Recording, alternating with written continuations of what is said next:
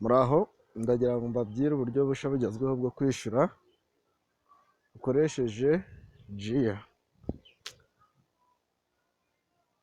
Ngiye gutangira nkwereka uburyo bushyashya kaminuza yashyizeho bwo kwishyura ukoresheje JIA.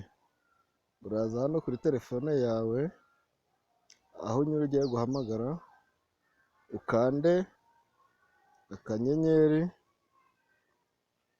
700 akanyenyeri 1 urwego, nurangiza umere nk'ugiye gutelefona kuri simukadi yawe uraba ufite wizeye iriho amafaranga. Iyo birangije hano kode y'uwishyura ni registration number yawe, nayo urayandikamo neza, urandikamo registration number,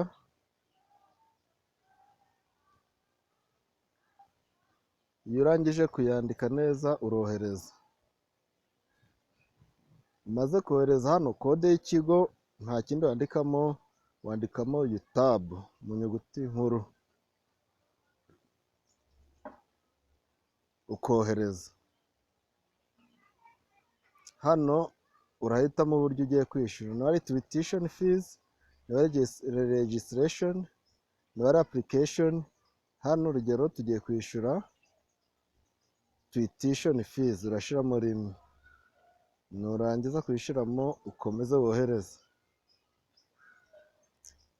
Hano barahita bakwereka amazina yawe, nubona atariyo urabikansaringa usubire inyuma, nusanga amazina ariyo uraza ushyiremo amafaranga ushaka kwishyura. Urugero urashyiramo umubare w'amafaranga ushaka kwishyura, nurangiza wohereze. Iyo urangije bakwereka amazina na UG yawe.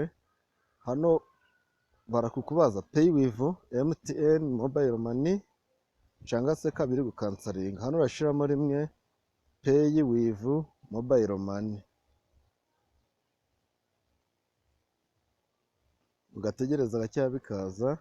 Iyo birangije kuza barakwereka ngo sikuru JIA, kanda 182 akanyenyeri 7 akanyenyeri 1 urwego kugira ngo wishyure.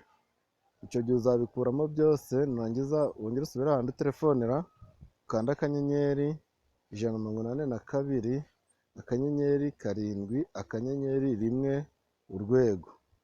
Icyo gihe uraba warangije komezamo amafaranga urishyura, uhitemo simukadi iriho amafaranga yo kohereza. Iyo umaze kubikanda barakubwira ngo shyiramo pin yawe. Iyo urangije kuyishyiramo ukohereza, biba bibaye, noneho ukaba urishyuye. Ubundi ugategereza SMS, ntabwo igihe zimaze nk'umunota cyangwa zigahita zizira ako kanya. Ariko ubwo ni ubwo buryo bwo kwishyura busigaye bugezweho. Banaduhaye itangazo ko ukoresheje ubundi buryo bidashobora gukunda. Murakoze.